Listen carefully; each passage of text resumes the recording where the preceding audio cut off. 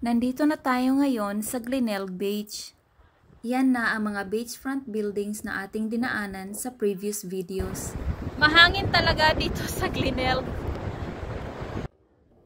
Walang masyadong mga tao ngayon dito sa beach kasi napakalakas ng hangin at malamig pa. Ayan oh, may Ferris wheel sa harap ng beach.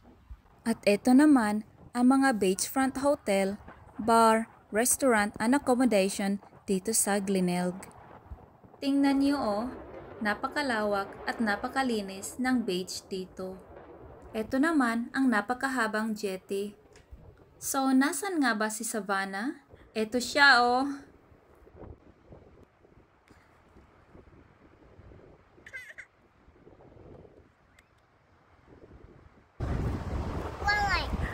Saan mo gusto pumunta? Playground. So, pupunta na kami ngayon sa playground. Dito lang.